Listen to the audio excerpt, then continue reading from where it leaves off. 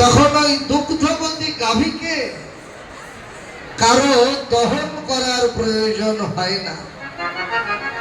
গাভীদের অন্তরে বাৎসল্য জাগলেই ওদের পাঠ হতে আপনা আপনি দুগ্ধ ধারা ক্ষরণ হতে থাকে। আজকেও বোঝা গেল সেটাই দেখে গাভীগুলো গোবিন্দকে ঘিরে দাঁড়িয়েছে। এক পলকে অপলক নয়নে গোবিন্দের বদনখানা দেখছে। আর গাভীদের ভাবটা হয়েছে কেমন গো? বৈষ্ণব কবি তিনি বললেন, পরে দুগ্ধস্রাবী পরে মাটে প্রেমেরই তরঙ্গ ওঠে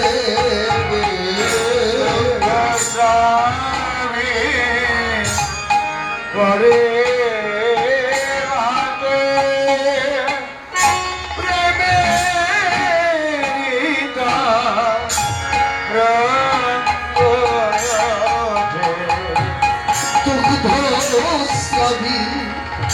দুগ্ধস্রাবী পরে বাটে দুগ্ধস্রাবী পরে বাটে দুগ্ধস্রাবী পরে বাটে তরঙ্গ মুখে স্নেহ করে শ্যাম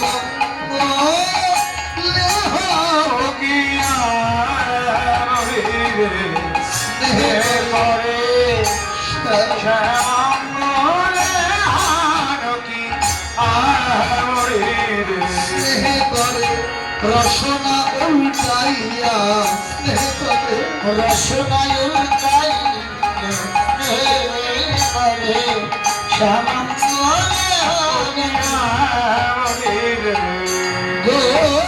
গোবিন্দ অঙ্গ ভাষায় ভাষায় দিলে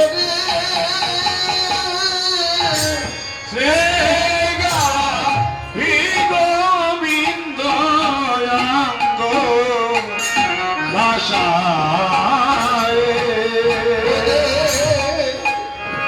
চোখের জলে মুখে লালে গোবিন্দ অঙ্গ ভাষায় চোখের মুখের লালে গোবিন্দ অঙ্গ ভাষায়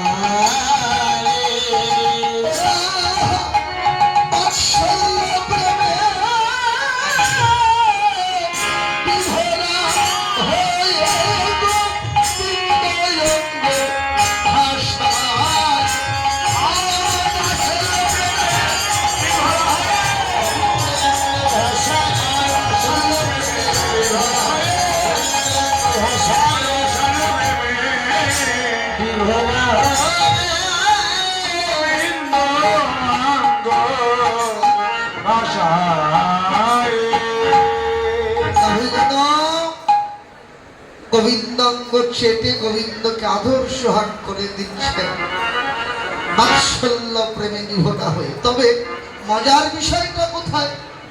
গোবিন্দকে আদর সোহাগ করছেন ঠিকই, কিন্তু ওদের জিহ্বার উপরের পিঠ দিয়ে না, জিহ্বাটা উল্টায়ে জিহ্বার নিম্ন পৃষ্ঠ দিয়ে গোবিন্দাঙ্গ চেটে দিচ্ছেন। কেন? ওরা যখন ওদের বাছুরদের আদর সোহাগ করেন তখন তো ওদের জিহ্বা উল্টানোর প্রয়োজন হয় না। গোবিন্দকে আদর সোহাগ করছেন, জিহ্বা উল্টানোর প্রয়োজন করলো কেন?